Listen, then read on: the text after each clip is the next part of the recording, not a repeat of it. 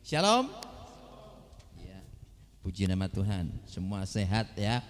Harap tetap semua merasakan akan kasih Tuhan di dalam hidup kita masing-masing. Mari pagi ini kita akan belajar bersama-sama firman Tuhan. Kerelaan untuk diproses Allah. Ya. Kerelaan untuk diproses Allah. Ya. Untuk melandasi firman Tuhan, mari kita akan baca bersama-sama. Yeremia 18 mulai ayat 1 sampai ayat yang ke-17. Ya. Ada yang bawa Alkitab? Silahkan membuka. Ya. Aktiflah membuka Alkitab, karena Anda itu akan semakin kelihatan mencintai Alkitab. Karena hari-hari ini jangan merasa aman, karena di luar sana firman Tuhan itu digoyang. Mungkin inilah akhir zaman. Dasar-dasar landasan Kristen seperti digoyang, mau degradasi, mau dihancurkan ya, dari siapa Yesus ya, dan juga firman Tuhan sendiri sebagai landasan firman Tuhan bagi kita, semua diguncang. Jadi kalau Bapak Ibu melihat media sosial, hati-hati. Itu menyadarkan kita harus semakin sungguh-sungguh. Ya, muncul Kristen progresif. Wah, kelihatannya Kristen padahal bukan. Kelihatannya keren, progresif, maju ke depan, padahal dia mundur ke belakang. Itu sudah ada sejak zaman dahulu. Ya, dan itu sepertinya wah luar biasa. Dan anak Tuhan kalau melihat sepertinya iya ya, hebat ya. Benar, jangan-jangan apa yang kita imani salah. Sampai ke situnya. Bapak Ibu ya, tapi yang ikut next service pasti akan maju terus ke depan. Amin. Bapak Ibu yang belum ikut next service ikut. Ya, supaya semakin mendalam di dalam Tuhan. Karena apa? Kadang-kadang pengetahuan dasar yang sudah lama kita dulu jalani, sekarang sudah waduh, kita mulai lupakan. Di akhir zaman semakin kelihatan nyata siapa yang bertumbuh, siapa yang tidak, siapa yang bersungguh-sungguh, siapa yang tidak. Makin kesini orang makin gampang digoyahkan. Hamba Tuhan ribut dengan perpuluhan, benar ya, semua digoyangkan ya, sampai benar kan ya, bahwa perpuluhan itu tidak benar ya, tapi ingat, semua akan dikembalikan kepada landasan dasar tentang iman kekristenan ya. Kristen progresif tentang persembahan ya. Bagaimana tentang masuk ke surga? Ada yang bilang pendeta 3 jalan masuk surga. Salah atau betul? Salah. Oke, hari ini kita akan belajar bahwa kita semua diproses oleh Tuhan. Ya, kita akan belajar bagaimana Tuhan mengajari kita melalui Yeremia. Ya. Oke, Yeremia 18 ayat 1 sampai 17. Kita baca bersama-sama. Demikian firman Tuhan. Mungkin bisa ada yang pegang mic satu ya, supaya kita berselang-seling. Ya, oke. Saya akan bacakan ayat 1, Bapak Ibu semua ayat 2 sambil ada yang mewakili untuk pegang mic supaya yang di luar sana juga bisa mendengarnya. Sampai ayat yang ke-17 ya. Cukup panjang tetapi ceritanya itu unik, bagaimana Tuhan mengajari kita sebagai anak-anak Tuhan. Ya, oke. Ayat yang pertama saya akan membacanya. Yeremia 18 ayat 1 sampai 17. Yang pertama, firman yang datang dari Tuhan kepada Yeremia bunyinya. Silakan. Pergilah segera ke rumah tukang periuk. Di sana aku akan memperdengarkan perkataan-perkataanku kepadamu. Lalu pergilah aku ke rumah tukang periuk, dan kebetulan ia sedang bekerja dengan pelarikan.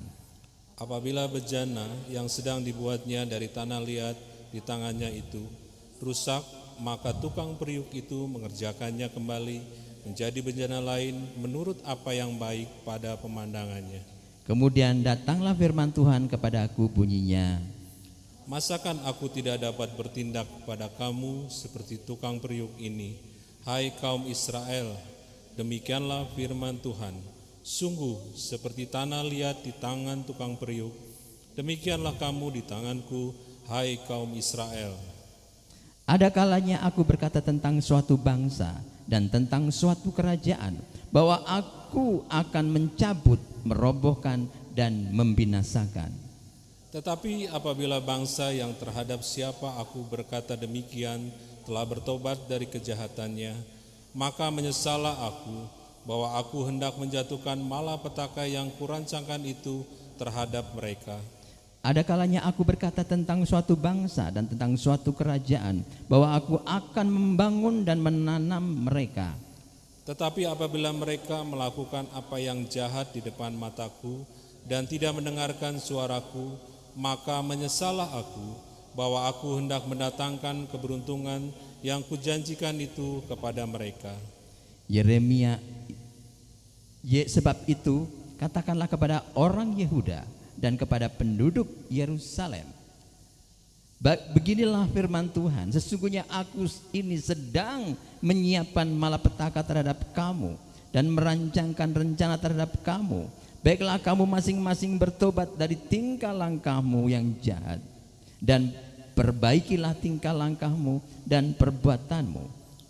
Tetapi mereka berkata, tidak ada gunanya, sebab kami hendak berkelakuan mengikuti rencana kami sendiri, dan masing-masing hendak bertindak mengikuti kedegilan hatinya yang jahat.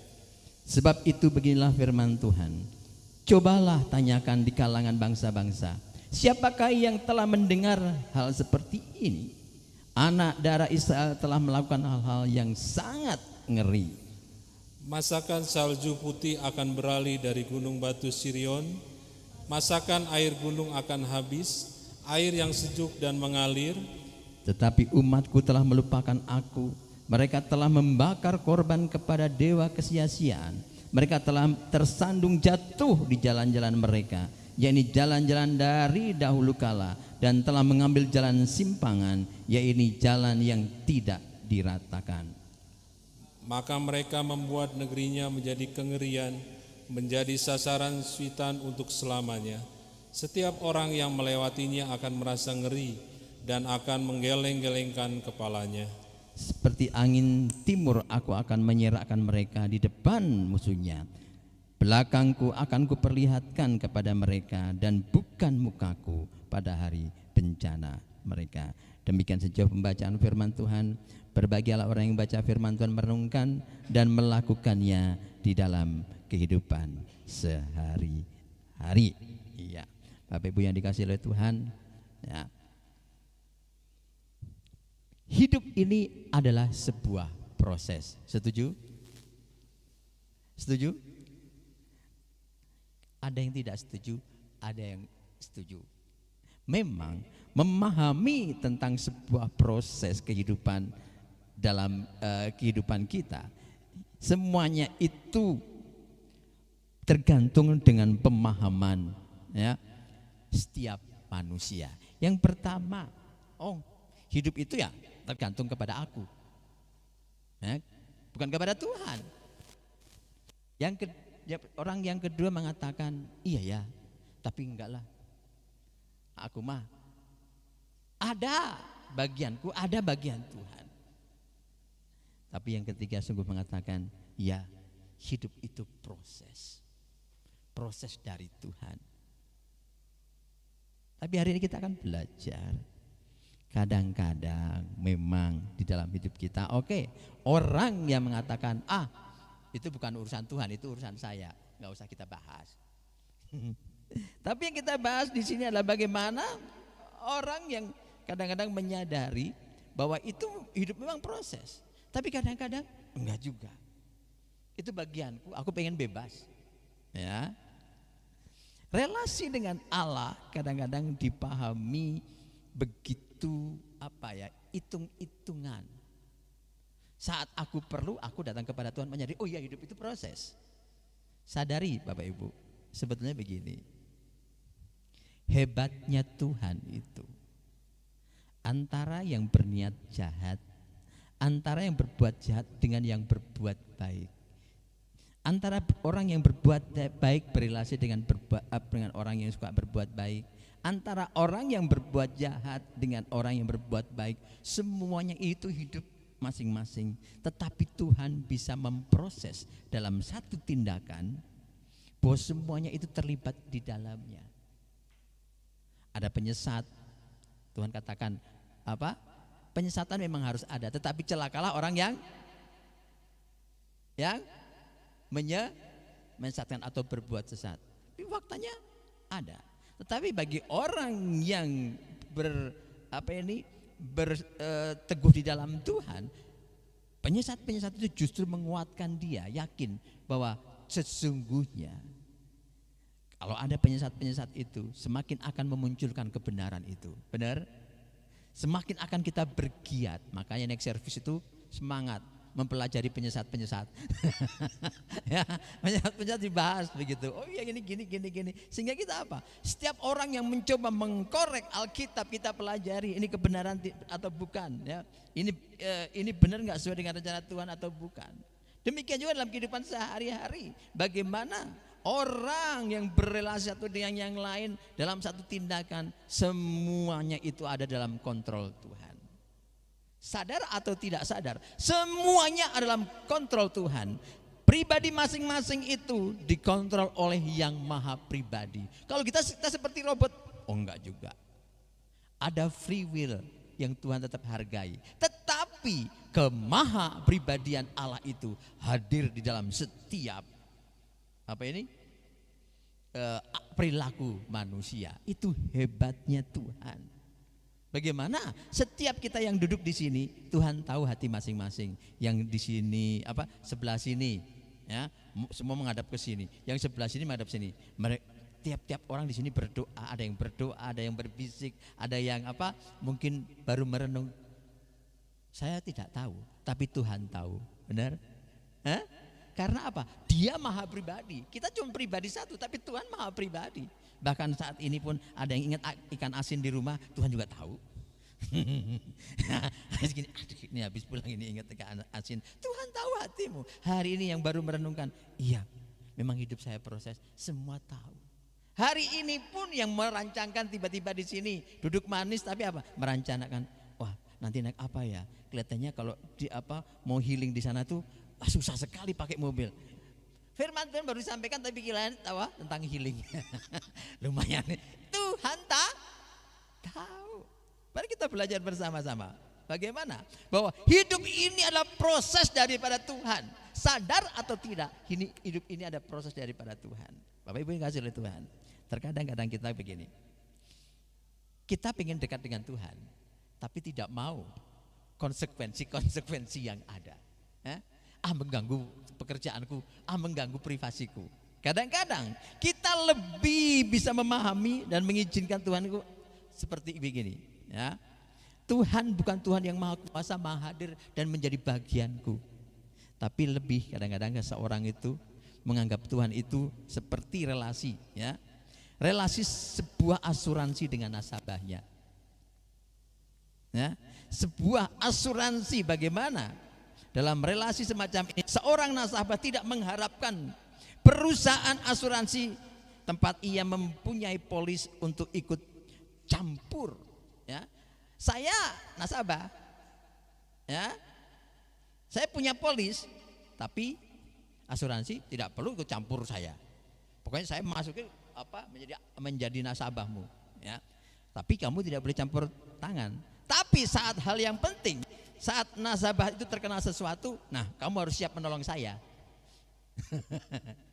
Itu ya. Kadang-kadang seperti itu. Tuhan dianggap sebagai asuransi, ya, lembaga asuransi di mana saat tidak ada masalah, Tuhan jangan ikut campur ya. Ini adalah jadwalku, ini adalah kegiatanku. Tetapi saat mengalami sesuatu hal yang penting dan butuh, Tuhan harus siap ya. Harus siap menolong saya. Makanya ya, hamba Tuhan itu capek saat apa? saat pernikahan, kelahiran, pernikahan, rumah sakit, dan ujung-ujungnya adalah di kuburan. Itulah pekerjaan hamba Tuhan. Kelahiran, pernikahan, terus apa? Rumah sakit dan kuburan. Ini pekerjaan hamba Tuhan selain ada di gereja. Dan itu sudah bukan berita yang perlu dirahasiakan. Faktanya ini, saat sakit baru panggil Tuhan. Hei asuransi, tolong aku. Ya. Saat mau meninggal baru, hei asuransi, tolong aku. Klaim harus lancar. Begitu bukan? Tuhan dianggap seperti itu. Tapi saat Tuhan mau menghendaki memproses kita, memberikan pemahaman yang baru buat kita, sorry ya, aku sibuk. Hari ini Tuhan mau memberikan pemahaman untuk kita. Yang pertama kita pelajari sama-sama sebagai hal yang pertama, bahwa hidup itu adalah proses. Yang pertama adalah bahwa Allah berkuasa memproses manusia seperti tukang tembikar. Tahu tukang tembikar? Bukan tikar, tembikar apa? Tukang periuk. Bukan penjual periuknya, tapi pembuat periuk. Nah, nih ya. Allah berkuasa memproses manusia seperti tukang periuk. Lihat di sini. Pada waktu itu Yeremia disuruh oleh siapa? Oleh Tuhan. Ini firman yang datang dari Tuhan kepada Yeremia bunyinya. Ingat ya. Kalau Tuhan memakai hamba Tuhan, firman Tuhan itu tidak akan pernah habis. Firman Tuhan datangnya dari Tuhan. Memang Bapak Ibu sekarang banyak digoncangkan dengan hamba Tuhan yang kadang-kadang mungkin mengalami pergumulan keuangan. Pentingnya nih, ya, Bapak Ibu bisa melihat hamba Tuhan itu berkelimpahan atau hidup sungguh-sungguh dalam Tuhan. Ukurannya bukan soal berkelimpahan. Saya ulangi, hamba Tuhan itu ukuran baik atau tidaknya bukan soal berkelimpahannya. Karena ujung-ujungnya hamba Tuhan yang berkelimpahan, ya, sekarang ini ditunjukkan kebenarannya. Ngerti? Hamba Tuhan yang nagih perpuluhan, ya, mulai besok jam 2 saya tunggu harus masuk ke rekening. Hati-hati. Yang menekankan tentang perpuluhan, akhirnya apa? Mendegradasi pengajaran dan pemahaman anak-anak Tuhan. Tuh kan, salah perpuluhan itu. Saya tanya, perpuluhan yang benar dilakukan atau tidak? Saya tanya, perpuluhan yang benar dilakukan atau tidak? Menurut firman Tuhan. Tapi faktanya hari ini, perpuluhan itu harus dilakukan, tapi faktanya banyak penyimpangan yang dilakukan oleh hamba-hamba Tuhan. Kenapa? Karena tidak hidup sesuai dengan firman Tuhan. Seolah-olah mimbar ini menjadi ajang untuk apa? Mengumpulkan kekayaan. Hamba Tuhan butuh uang? Butuh. Hamba Tuhan butuh kecukupan? Butuh. Tetapi kalau yang sampai menyimpang seperti ini, ajarannya itu membuat jemaat-jemaat lain akhirnya antipati dan menolak firman Tuhan. Tetapi hari ini kita belajar, Yeremia diajar oleh Tuhan, seorang hamba Tuhan yang luar biasa dipakai oleh Tuhan. Bagaimana? Menyadarkan kita bahwa firman itu datangnya bukan dari mulutnya, bukan dari pikiran atau kehendak dirinya, tetapi dari Tuhan. Jadi jangan pikir-pikir ya, ini Pak Mur tuh, Pak Pendeta ini nyinggung terus. Bukan, dengerin ya, bahwa firman Tuhan itu datangnya dari Tuhan. Yeremia diajar untuk melihat tukang periuk. Ini sebuah tindakan yang jenius, original, tapi bagus sekali ya. Bagaimana? Yeremia itu disuruh untuk pergi ke tukang periuk, ya, ke rumah tukang periuk, dan kebetulan di situ ada orangnya dan dia di situ belajar, ya. Di sana aku akan memperdengarkan perkataan-perkataanku kepadamu. Lalu pergilah aku ke rumah tukang periuk, dan kebetulan ia sedang bekerja dengan pelarikannya. Lihat di sini, ya, bahwa Tuhan itu menggambarkan dirinya sebagai tukang periuk yang membentuk apa ini? Tanah liat itu. Ada 7 proses sebetulnya, langkah-langkah untuk membentuk periuk itu. Dipilih dari tanah yang berkualitas, dibanting-banting, disaring dulu, ya, dibanting-banting, dijemur, disaring dulu supaya tidak ada kerikilnya, dibanting-banting, dikasih air supaya tidak ada udara, supaya lengket, lumer begitu jadi satu, ngeblend, ya, dibentuk baru dibentuk di atas apa itu untuk apa itu membuat itu bejana itu. Bagaimana Yeremia diajarkan oleh Tuhan pada waktu itu bangsa Israel, di mana Yeremia melayani hampir 40 tahun, di mana 3 raja. Raja pertama adalah Raja Yosia, yang kedua Raja Yoyakim, ya, dan ketiga Raja Yoyakin. Ya, Yosia hampir puluhan tahun melayani. Habis itu nggak sampai setahun Yoyakim.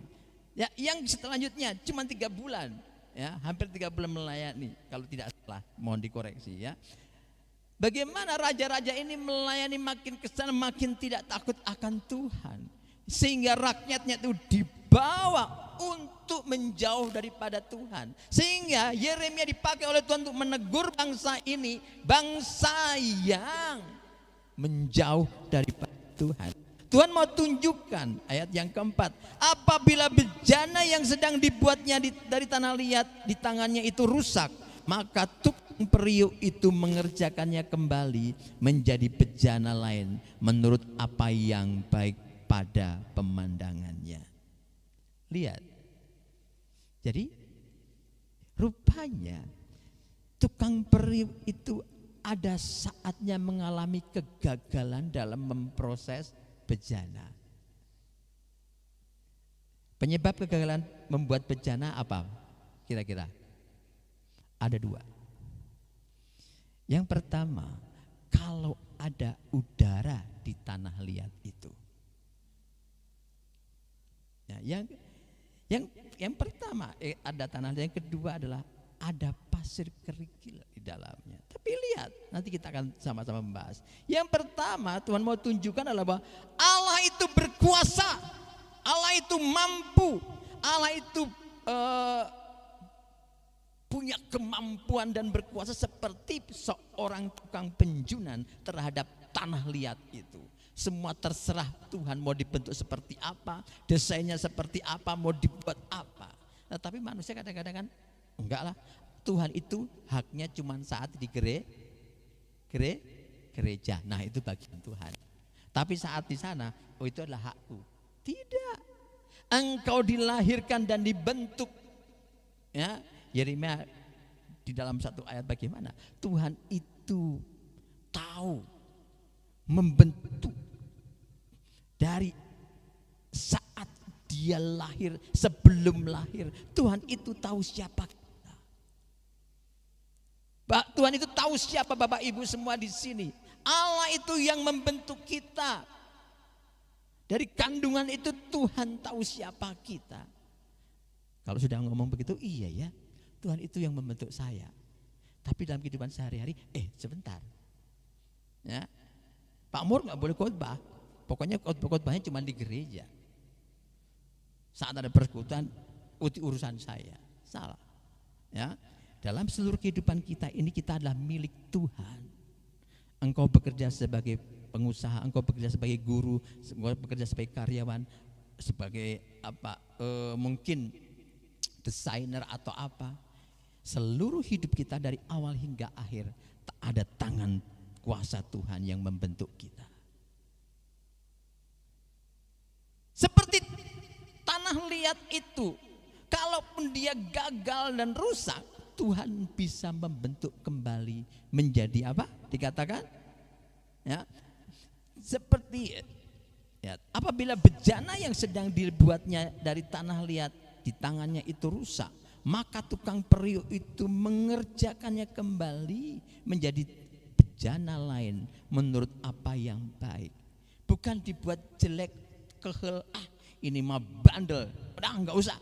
Tuhan dengan sabar membentuk kembali. Membentuk kembali sampai menjadi apa? Keramik, bejana atau keramik yang baik di pemandangannya. Selanjutnya saya bacakan ayat yang keempat, ya. Ayat yang kelima saya bacakan. Kemudian datanglah firman Tuhan kepadaku bunyinya, masakan aku tidak dapat bertindak kepada kamu seperti tukang periuk ini, hai kaum Israel. Demikianlah firman Tuhan, sungguh seperti tanah liat di tangan tukang periuk, demikianlah kamu di tanganku, hai kaum Israel. Pada waktu itu Israel memang menjauh daripada Tuhan. Dia tidak mengandalkan Tuhan diberkati berkelimpahan, tapi dia lebih menekankan hidup dengan kelimpahan berkatnya itu. Dia tidak datang menyembah Tuhan, justru melakukan hal-hal yang mengerikan, berzina, menyembah berhala, bahkan melakukan hal-hal yang tidak berkenan di hati Tuhan. Bagaimana terkadang sering anak-anak Tuhan itu melakukan hal-hal yang tidak baik dengan berkat yang Tuhan sudah berikan. Saat tidak punya berkat, tidak punya apa-apa, dia berdoa dengan sungguh-sungguh, tiba-tiba sudah diberkati berkelimpahan, melupakan Tuhan dan berpaling kepada Tuhan. Ini yang dialami oleh pengalaman pelayanan Yeremia. Bagaimana bangsa Yehuda, di mana Yeremia melayani di Yerusalem, di daerah selatan. Pada waktu itu orang-orang Yehuda ini undur daripada Tuhan, menikmati berkat-berkat Tuhan dengan mengikuti ilah-ilah lain, berzina, melakukan hal yang tidak senonoh, tidak berkenan di hati Tuhan. Tapi yang Tuhan mau, apa yang dilakukan oleh Yeremia itu mengingatkan, menegur dan menyadarkan bangsa Israel, hei pulang, Tuhan itu pemilikmu, kamu tidak bisa jalan sendiri. Kamu tidak boleh sombong dengan berkat-berkatmu. Kamu tidak boleh. Kamu harus melekat selalu kepada Tuhan. Aku berkuasa membentuk seperti tukang periuk. Kalaupun engkau di hadapanku gagal, aku akan membentuk kamu lagi. Tuhan berkuasa. Tukang periuk mengerjakan tanah liat itu. Di tangannya itu apa? Tanah liat tidak pernah protes. Benar gak? Mana ada tanah liat protes, jangan bentuk seperti ini dong. Kalau ini jelek dong. Jelek menurut pemandanganmu, tapi engkau akan menjadi baik menurut pemandanganku. Tuhan jangan begini dong, kok sakit? Diproses memang sakit. Benar? Mana ada tanah liat protes kepada pembentuknya. Atau tanah liat lari. Sorry ya aku lari dulu. Nggak pernah ada tanah liat lari. Benar? Tanah tetap diam di tempatnya, dia dibentuk oleh Tuhan. Di sini Tuhan mau tunjukkan bahwa Tuhan itu berkuasa membentuk, memproses manusia seperti tukang tembikar. Ya, sampai Tuhan izinkan dan dia rela. Rela apa? Anaknya mengalami sakit, anaknya mengalami ini itu. Supaya apa? Sadar dan bertobat kembali kepada Tuhan. Ini yang indah. Ya, hal yang kedua selanjutnya, dosa adalah penghambat untuk proses pembentukan dari Allah. Tadi saya bilang, apa yang membuat tanah liat itu hancur? Yang pertama adalah apa? Ada udara di dalam tanah liat itu. Dan yang kedua ada kerikil kecil. Makanya tanah yang mau dibuat untuk menjadi tanah liat itu disaring lembut. Ya. Disaring supaya tidak retak-retak waktu sudah jadi. Ya, lihat Yeremia 18 ayat 4 dan 6. Apabila bejana yang sedang dibuatnya dari tanah liat di tangannya itu rusak, maka tukang periuk itu mengerjakannya kembali menjadi bejana lain menurut apa yang baik di pemandangannya. Kemudian datanglah firman Tuhan kepadaku bunyinya, masakan aku tidak dapat bertindak kepadamu seperti tukang periuk ini, hai kaum Israel. Demikianlah firman Tuhan, sungguh seperti tanah liat di tangan tukang periuk, demikianlah kamu di tanganku, hai kaum Israel. Bapak Ibu yang pernah punya anak, kadang-kadang kalau punya anak aktif, senang, membanggakan karena aktif tandanya apa? Pintar, nah, gitu. Tapi betapa keaktifan itu kadang-kadang menjadi sebuah hal yang tidak menyenangkan. Kenapa? Saat anak dimasukkan ke box, tuh, gitu ya. Anak yang disayang membanggakan, dia berharap anak itu hanya main di box dan tidak keluar-keluar. Tetapi karena anaknya kreatif dan kuat, dikasih gizi, kasih vitamin, ototnya kuat, otaknya apa? Jalan. Sebentar dia main di box. Tapi karena bisa lihat sana sini begini, ya, tiba-tiba apa? Dia pengen keluar. Mungkin sekali dua kali anak mau keluar, orang tua ngeliat, ih lucu ya, naik jatuh lagi. Tapi sekali sudah bisa keluar, wah, ya, anak papa pinter ya, bisa keluar sendiri, balikin lagi. Sambil bekerja, tiba-tiba apa? Anak ini lama-lama sudah tidak tahan ada di box, ya. Pokoknya dia pengen keluar. Tiba-tiba orang tua baru kerja, anak-anak sudah mau jatuh begini. Kaki di atas, kepala di bawah, udah mau begini. Ya. Orang tua itu kadang-kadang membuat kehil, ya. Udah dibilang jangan turun, masuk, angkat lagi, masukin lagi. Ya. Udah begitu orang tua kerja lagi, tiba-tiba apa? Seperti apa yang dia pengen keluar lagi. Sampai ujung-ujungnya apa? Anak itu sudah ketahuan, kakinya masih terikat sama box begini, kepalanya di bawah, mama menangis. Ya, apa ibu pernah melihat seperti itu? Kakinya tersangkut di box, tapi kepala anak itu sudah ada di luar sama badannya. Seperti itu baru menangis. Orang tua angkat, peluk lagi dan masukkan ke box lagi. Demikian dalam hidup kita kan seperti itu. Kita menangis karena akibat ulah kita. Tuhan mau kita di dalam dan tinggal di dalam, aman di situ. Ya, kamu boleh beraktivitas di situ, tapi manusia kadang-kadang karena kepandaiannya, kemampuannya dia pengen membuat sesuatu. Tapi ingat, kalau sampai hidup kita seperti, mungkin kalau anak itu cuma benjol atau mungkin luka, dalam hidup kita mau mencoba keluar dari tangan Tuhan, cilaka. Kita keluar dari cara Tuhan, kita cilaka. Ya, kadang-kadang banyak anak-anak Tuhan yang ditawari untuk kita hidup di luar Tuhan. Ya, tidak taat, mulai mempercaya dengan ajaran-ajaran yang di luar Kristus. Hati-hati. Sekarang tuh ada ajaran begini. Lihat, sebetulnya kekristenan itu bukan monogami. Kekristenan itu poligami. Pamur. Tuh. Berarti semua agama itu sekarang ketahuan bahwa poligami itu boleh. Sekarang Bapak Ibu yang suka melihat itu di media sosial, lihat ada yang kayak begini, jangan percaya. Anak Tuhan banyak yang mulai percaya poligami boleh. Benar ya, berarti Daud hampir semua nabi itu melakukan poligami. Ini faktanya, tidak ada pelarangan. Mulai saya ngomong begini, ibu-ibu mulai ibu-ibu mulai jangan suamiku ikut-ikutan. Makanya doakan ya, pengajaran saat itu semakin kemana-mana timbul. Hati-hati ya. Dari perpuluhan sekarang poligami menjadi monogami, Allah Tritunggal menjadi Allah yang cuma satu. Siapa yang melawan bahwa Allah kita itu Esa tapi tiga? Iya, kita benar. Hanya bedanya apa? Kamu tidak punya Roh Kudus, aku punya Roh Kudus. Kamu tidak paham akan ketritunggalan itu, aku paham. Cuma itu. Mau dibolak-balik seperti apa? Makanya penting di sini kita tetap mengandalkan Tuhan dan semakin tekun di dalam Tuhan. Yakini melalui hal ini kita belajar semakin dimengerti bahwa sesungguhnya Tuhan itu berkuasa atas hidup kita. Sesungguhnya Tuhan itu memproses kita menjadi sesuatu yang baik. Tetapi penghalangnya adalah dosa.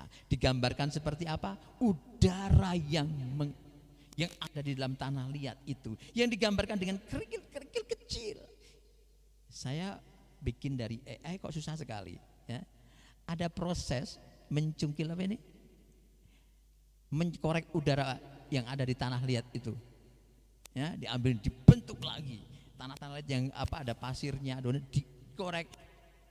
Ya. Dibentuk lagi. Seperti dosa. Dosa itu yang kita sembunyikan itu harus dikeluarkan, mengganggu proses pembentukan Tuhan. Kalau kita nurut kepada Tuhan sekali jadi, kalau taat sekali proses itu jadi, senang enggak? Oh senang. Tetapi menjengkelkan kalau kita baru proses tiba-tiba ada apa? Retak lagi, ada kerikil ini. Terpaksa dijongkel itu enak enggak? Diungkit dosa kita enak enggak? Dibuang. Enak? Enak. Tetapi ingat, semua itu enak kalau kita sadar, hei, aku mengasihimu. Ini yang gak bagus, aku buang ya, supaya kamu menjadi yang terbaik. Maksud Tuhan seperti itu. Yang kasar, yang suka bohong, yang suka hal-hal yang tidak berkenan dari Tuhan, hilangi. Pemahaman-pemahaman yang keliru dicungkil. Hari-hari ini semakin diperjelas. Semua pemahaman dikembalikan kepada pemahaman yang mendasar, yang benar. Penting juga hari ini dibuka katekisasi. Katekisasi ulang. Wah, itu bagus sekali. Dalam arti apa? Belajar bersama-sama. Karena kebenaran sekarang digoyahkan, coba diruntuhkan dengan pengajaran-pengajaran yang baru. Asik sekali belajar tentang itu. Ya. Jadi apa? Penghambat, lambat atau cepatnya proses pembentukan Tuhan itu adalah apa? Semakin kita berserah dan taat kepada Tuhan, kita semakin paham menikmati berkat-berkat Tuhan. Amin. Semakin kita taat kepada Tuhan, menyerahkan diri kepada Tuhan, pengalaman-pengalaman berkat dan juga hikmat yang daripada Tuhan itu akan kita alami lebih dan lebih. Proses itu akan semakin cepat, tapi kita semakin tarik-menarik dengan Tuhan. Pada waktu mau dikeluarin begini, jangan Tuhan, sembunyi, maju mundur. Kita semakin lama diproses oleh Tuhan. Sadari ini, kalau kita masih menyembunyikan dosa dan menyimpan dosa dan tidak mau dikeluarkan, itu tidak bagus. Itu semakin proses Tuhan semakin membuat kita tidak dewasa. Tapi semakin kita terbuka pada Tuhan, rajin beribadah, membuka diri untuk berdoa, melayani, Tuhan akan cepat membuat proses itu selesai. Amin. Jangan selesai dulu Tuhan, saya belum mau dipanggil. Bukan dipanggil, selesai dipanggil, tapi apa? Selesai untuk lebih jauh lagi dipakai untuk kemuliaan nama Tuhan. Amin. Harusnya sudah menjadi guru, tetapi belum. Penghambatnya apa? Karena ada hal-hal yang menghambat, entah pemahaman, keengganan, ketidakrelaan. Hari ini Tuhan mau kita lebih dan lebih melayani, bukan separuh, bukan pilih-pilih. Kerelaan itu tumbuh karena kesadaran. Yang pertama, yang tadi bahwa Allah itu berkuasa. Tahu atau tidak, Allah berkuasa atas hidup kita. Yang kedua, pemahaman yang harus tumbuh adalah bahwa dosa itu penghambat proses pembentukan dari Allah. Kita harus menggebu-gebu antusias melayani Tuhan. Penghambatnya apa? Kenapa saya nggak antusias? Pemahaman yang tidak bertumbuh, ketaatan yang tidak bertumbuh, kerelaan untuk menyerahkan kepada Tuhan seluruh hidup kita tidak bertumbuh. Saya yakin di sini setelah melihat firman Tuhan itu semakin hari semakin kagum akan Tuhan. Iya ya, hidup saya itu semuanya Tuhan yang mengatur, berkatnya semuanya. Saya punya teman yang dia kalau minggu itu nggak buka apa? Warung obatnya. Tapi dia yakin, aku tidak buka toko obatku, tapi Tuhan bisa membuat aku beruntung di hari-hariku itu melebihi dari satu hari yang mungkin merasa hilang di hari Minggu itu. Karena hari Minggu adalah hari dan saatnya aku bertemu dengan Tuhan. Waktu dia sudah percaya kepada Tuhan, dia mulai lakukan itu dan dia benar. Saat dia menikmati 6 hari, Senin, Selasa, Rabu, Kamis, Jumat, Sabtu, ya, buka tokonya minggu off, karena minggu itu untuk Tuhan. Apa yang Tuhan kerjakan? Benar. Dia prediksi minggu itu dapat sekian. Minggu itu rame loh, kalau pasar itu rame atau mall ini rame. Wah, untungnya lebih berlipat kali ganda. Tapi dia tutup, aku taat kepada Tuhan. Akhirnya apa? Dia hitung-hitung. Setelah dia melakukan itu, ya, bulan di mana dia taat kepada Tuhan, ya, keuntungannya itu melebihi bulan-bulan sebelum dia mengambil keputusan hari Minggu aku beribadah. Bapak Ibu, ini sesuatu yang indah sekali, bukan? Hah? Hari Minggu aku ibadah, bukan untuk kerja, aku tutup. Ini sebuah fakta yang indah sekali yang dialami anak Tuhan ini. Sehingga apa? Dia semakin bersemangat. Hari Minggu aku istirahat, aku mau beribadah sama Tuhan, menikmati kebersamaan dengan anak-anakku. Hari Minggu Tuhan aja suruh istirahat, masa saya ngotot ngoyo. Tuhan tuh yang punya berkat. Ini indah. Menikmati sebuah proses dengan ketaatan itu lebih akan mempercepat anak-anak Tuhan menikmati berkat-berkat Tuhan. Amin. Amin. Semakin lebih dewasa lagi, semakin menghargai tanggung jawab dalam pelayanan, semakin ingin rindu melayani. Ya, ini yang indah. Makanya, ya, ini yang terjadi. Yang ketiga ini adalah ketaatan mempercepat proses pembentukan dari Tuhan. Ya, tuh bejananya jadi indah, ditaruh di tempat yang indah. Ya, bejana yang dibuat dari tanah liat itu bisa tampak indah karena apa? Tergantung dengan sang pembuatnya dan tergantung dengan tanah liat. Ada kotorannya atau tidak, ada udaranya atau tidak. Tapi berkaitan dengan iman kita, ya, kemurnian kita, ketaatan kita mempercepat proses pembentukan Tuhan. Kita lihat sama-sama bagaimana firman Tuhan mengatakan, ada kalanya aku berkata tentang suatu bangsa dan tentang suatu kerajaan bahwa aku akan mencabut, merobohkan dan membinasakan. Tetapi apabila bangsa yang terhadap siapa aku berkata demikian telah bertobat dari kejahatannya, maka menyesalah aku bahwa aku hendak menjatuhkan malapetaka yang kurancangkan itu terhadap mereka. Tetapi lihat ayat 9. Ada kalanya aku berkata tentang suatu bangsa dan tentang suatu kerajaan bahwa aku akan membangun dan menanam mereka. Tetapi apabila mereka melakukan apa yang jahat di depan mataku, tidak mendengar dan tidak mendengarkan suaraku, maka menyesalah aku bahwa aku hendak mendatangkan keberuntungan yang kujanjikan itu kepada mereka. Kata menyesal itu ditulis di sini. Tuhan itu menyesal, ada kata menyesal, ada tindakan penyesalan yang dialami oleh Tuhan. Penyesalan Tuhan itu ada dua. Kalau dia sudah memberkati, tapi orang-orang yang diberkati apa? Malah berbuat jahat, tidak melayani Tuhan, tidak semakin giat kepada Tuhan, tapi malah memakai hidup yang keberkatan itu untuk hidup di luar Tuhan.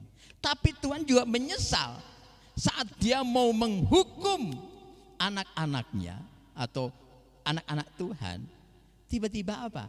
Anak itu bertobat. Tuhan langsung apa? Dia tidak akan menghukum, tapi dia akan memberkati. Amin. Amin. Siapa di sini hari ini tadi udah mikir, aku mau simpan dosaku ini, orang lain tidak tahu. Ya. Dosaku ini enak dan aduh, saya sepertinya ini memang memalukan, tetapi ini enak, aku suka. Tapi saat mendengar firman Tuhan itu sadarkan, dosa penghambat berkat.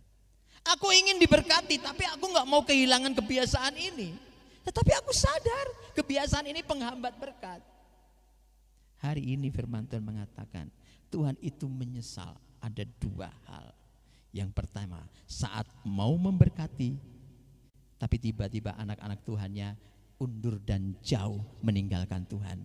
Akhirnya Tuhan tidak akan memberkati. Yang kedua, saat mau menghukum, penyesalan Tuhan itu tumbuh, muncul. Tiba-tiba anak-anak yang mau menjauh daripada Tuhan, yang sudah menjauh ini tiba-tiba datang kepada Tuhan. Tuhan, aku mau mengikuti Tuhan. Aku mau bertobat meninggalkan kehidupan lamaku. Hari itulah orang ini diberkati. Amin.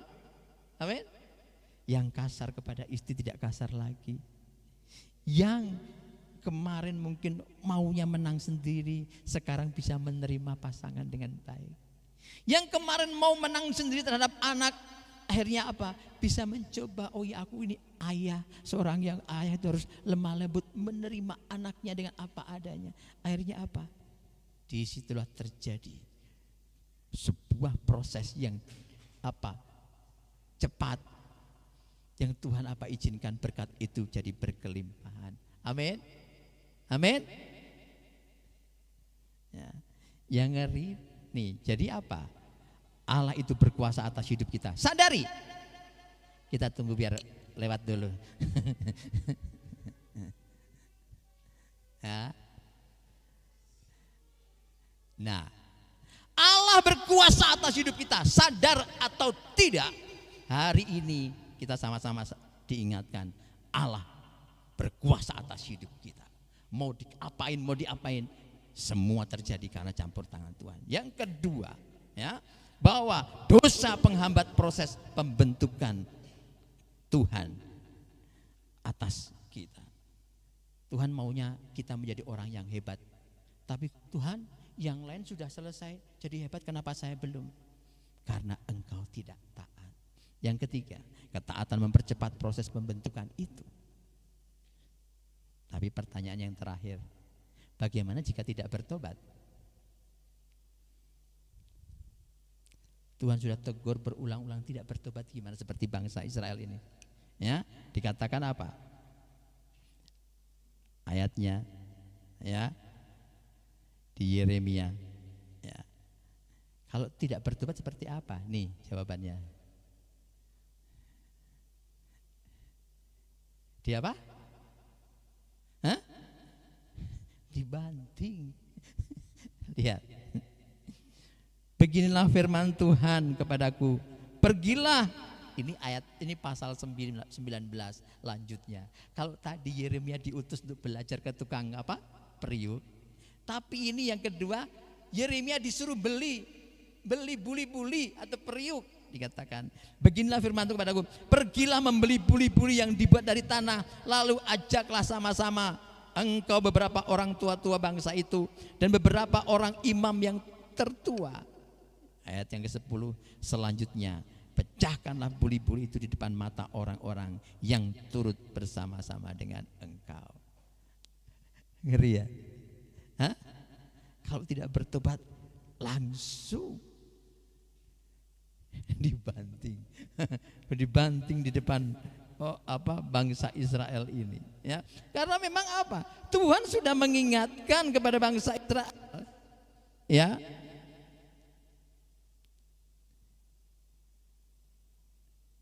Dia mengatakan begini ayat 12, ya, saat Yeremia menegur, saya akan bacakan 11. Sebab katakanlah kepada orang Yehuda dan kepada penduduk Yerusalem, beginilah firman Tuhan, sesungguhnya aku ini sedang menyiapkan malapetaka terhadap kamu dan merancangkan rencana terhadap kamu. Baiklah kamu masing-masing bertobat dari tingkah langkahmu yang jahat dan perbaikilah tingkah langkahmu dan perbuatanmu.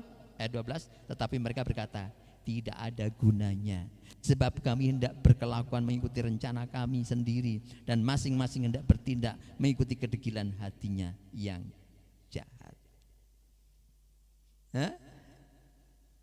Saya mengerti nggak enak, tapi sadari kita akan semakin dewasa di dalam Tuhan, semakin tekun, semakin menikmati kebaikan Tuhan kalau apa? Kita bertobat dari tingkah langkah kita.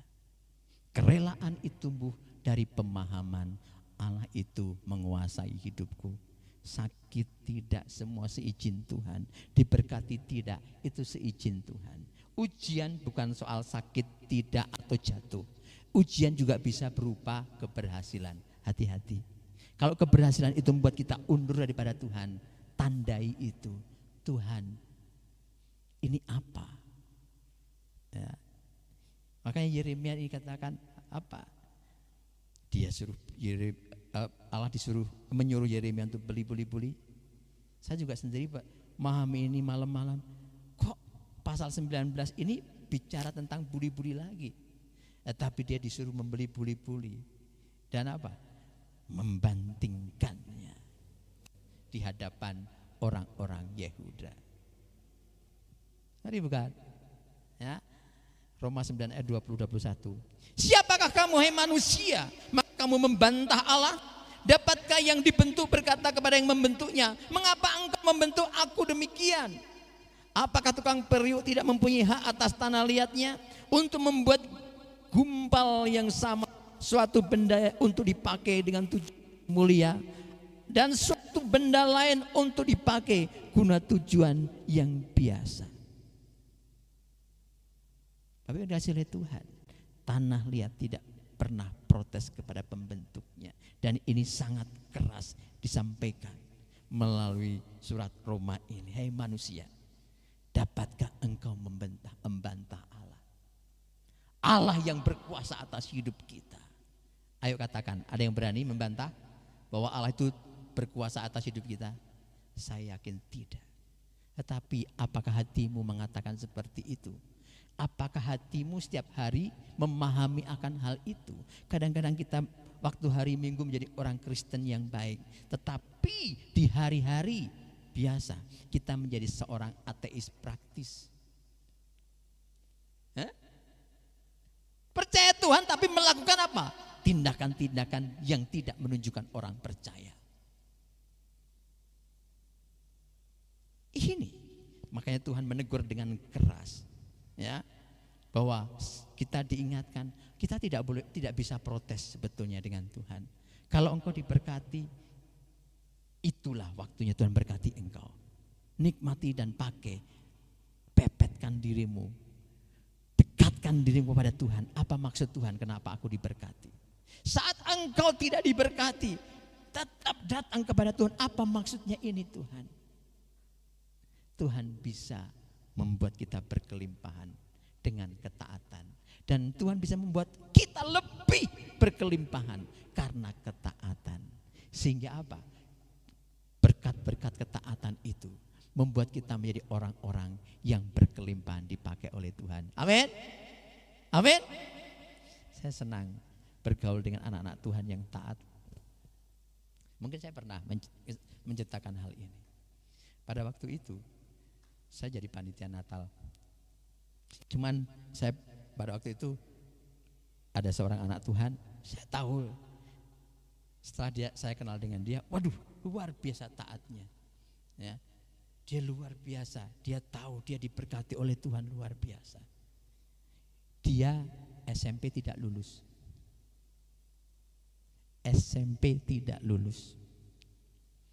tapi dia bisa elektro, ya, dan dia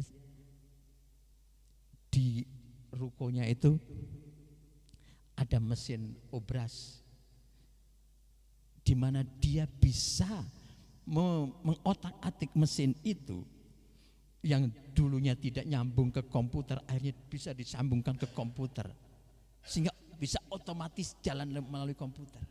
Dia membuat kepala boneka begitu, ya, melalui obras begitu, ya, bisa ditunjukkan ke Pak Mur, ini hasil karya saya. Dia mensyukuri segala berkat Tuhan itu. Dan pada waktu itu saya menjadi panitia Natal. Dia tahu pergumulan saya. Karena kita mau memakai aula yang di Immanuel. Aula yang di Immanuel kan di atas, gede gitu. Paduan suara yang dibentuk itu gabungan antara anak-anak dengan paduan suara kaum wanita, kaum pria. Cukup banyak. Pada waktu itu apa? Pak Mur, butuh mic berapa?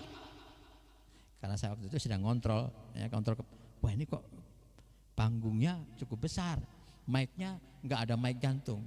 Anak Tuhan ini apa? Pak Mur, butuh mic berapa? Saya kaget. Hah? Mic untuk apa? Untuk paduan suara. Iya, saya lihat yang digantung nggak ada di aula itu. Saya hitung-hitung, 12 mic. Oke. Hari Minggunya apa? Anak Tuhan ini, dia keluar koper. Ini Pak Mur, dia buka, 1, 2, 3, 4, 5, 6, 7, 8, 9, 10, 12 biji mic dia siapin. Saya lihat ini tidak semua loh ya, tidak semua orang yang wah aku siap. Tapi setidaknya apa? Anak Tuhan itu kelihatan dari hidupnya dan dia mempersembahkan apa ini? Mic itu keperluan untuk gereja itu 12 biji. Mic yang bukan ecek-ecek. Mic tembak begitu yang bukan ecek-ecek pikir. Dan ini apa? Sekalian sama apa tuh? Stand-nya. Luar biasa enggak? Dia taat dan rindu melayani Tuhan. Bahkan sampai sekarang saya berwaktu lalu ketemu, dia masih jalankan operasi itu di ruko. Satu ruangan ruko di bawah begitu. Sepertinya tutup tapi di dalamnya waduh mesin operasi itu jalan. Luar biasa. Tuhan berkati dia dengan hikmat. Sehingga dia apa? Berkelimpahan. Berkelimpahan untuk melayani Tuhan. Ya. Bahkan di rumah saya itu dulu ya. Waktu saya baru pindah, puji Tuhan, Tuhan anugerahkan apa? Rumah. Begitu ya, beli rumah. Akhirnya apa? Pak Mur, kenapa? Saya mau ke rumah. Ngapain? Rupanya dia apa? Datang ke rumah itu bawa kabel, bawa perlengkapan semua. Tahu apa yang dia buat? Di rumah saya itu dipasangin kabel semua. Ya, dia pasangkan pengaman. Pengaman di rumah saya dipasangin semua, diinstalin semua. Padahal dia cuman SMP tidak lulus. Bayangkan.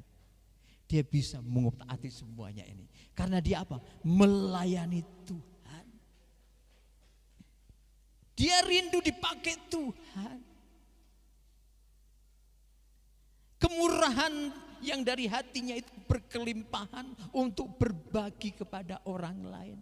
Dia tidak pelit, dia tidak untuk diri sendiri. Tapi apa? Saat di rumah Tuhan dia ingin melengkapi semua apa yang di gereja butuhkan. Dia lengkapi. Bahkan sampai rumah kami pun dilengkapi dengan alarm. Yang pada waktu masih bekerja. Tapi lama kelamaan sudah nggak bekerja. Saya juga sudah bingung. Ini caranya bagaimana? Saya nggak pusing. Ya. Tapi ya itu yang kami alami. Dan anak Tuhan itu luar biasa. Saya yakin Bapak Ibu juga akan mengalami itu. Semakin kita taat, kita akan semakin menikmati kelimpahan, menikmati kemurahan hati, menikmati segala yang Tuhan mau apa yang kita buat untuk mengembangkan pelayanan, mengembangkan diri ini semakin hidup taat kepada Tuhan.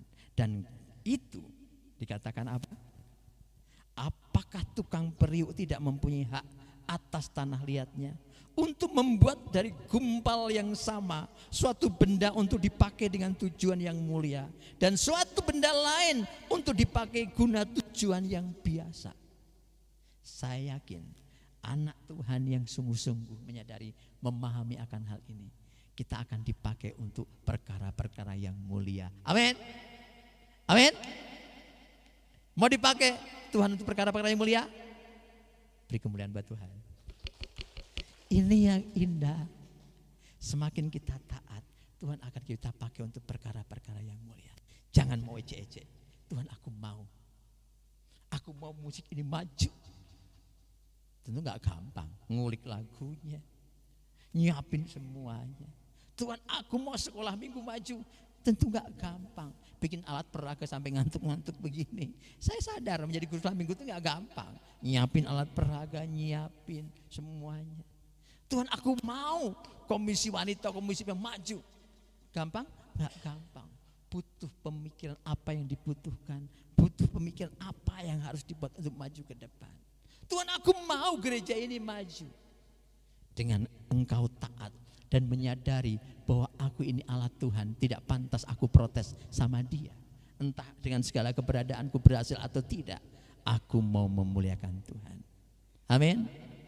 Saya yakin kita semua di sini akan dipakai menjadi bejana-bejana Allah yang mulia. Amin. Bangga enggak kalau apa sih kebanggaan bejana yang ditaruh di tempat yang mulia? Yang pertama, yang bangga adalah Tuhan. Kenapa? Tuhan percaya kepada alat itu untuk ceritakan untuk menunjukkan kemuliaannya. Tentu yang bangga kedua adalah bejana itu sendiri. Karena dibawa kepada pengalaman-pengalaman yang indah, yang mulia, yang luar biasa di depan mata orang, bahkan di depan mata Tuhan. Amin. Saya juga jatuh bangun dalam melayani Tuhan. Sama. Tetapi saya semakin menyadari siapa saya. Anak dari gunung, dari kampung, dari leweng. Tapi saat saya mengatakan Tuhan, saya taat. Saya lari dari panggilan 6 tahun, Bapak Ibu. 6 tahun lari dari panggilan. Tapi saat kerja di pabrik, Tuhan, saya taat. Hari ini aku menguasai kerja di gudang jadi. Tapi saat aku keluar, aku ikut panggilan Tuhan. Aku akan melayani hal yang lebih besar dari cuman gudang ini. Dan itu benar. Kalau saya waktu itu nggak ikut panggilan Tuhan, saya udah 6 tahun lari. Lari naik kereta ke Bandung. Tapi apa? Tuhan panggil, siap Tuhan. Walaupun dengan cara yang mungkin menurut orang aneh. Tapi apa? Saat taat, Tuhan pakai benar. Ya, seorang anak dari desa bisa melayani di Bandung, melayani di Hong Kong, melayani kembali ke Bandung, bahkan lebih Tuhan percayakan untuk melayani suku-suku Sunda. Itu perkara yang sangat luar biasa. Siapa saya? Dan yakin bahwa Pak Ibu juga akan mengalami seperti itu. Siapa kita? Siapa saya? Aku sadar penguasaku, dialah yang berhak atas hidupku. Aku tidak bisa protes. Kalau aku protes, justru menghambat hidupku. Dosa penghambat semuanya. Ketidaktaatan itu mempercepat proses. Bagaimana jika tidak bertobat? Tuhan akan banting. Ngeri juga ya dibanting ya. Di muka umum lagi dibantingnya. Dihancurkan. Dari pemahaman ini apa? Apakah kita akan taat karena ketakutan? Ketaatan timbul karena apa? Kerelaan itu akan muncul kalau kita memahami akan hal ini. Amin. Prosesnya cepat kalau kita semakin taat. Dan kita tidak bisa protes kepada Sang Pencipta itu. Sadari ini. Kerelaan itu tumbuh jika kita memahami akan hidup ini. Hidupku tidak bisa lepas dari kontrol Tuhan yang esa. Tangannya bisa memberkati aku, bisa membuat apa saja atas hidupku. Tetapi aku mau tangan yang besar dan kuasa itu memberkati aku dan memakai aku. Aku rela Tuhan dipakai Engkau. Mari kita berdoa.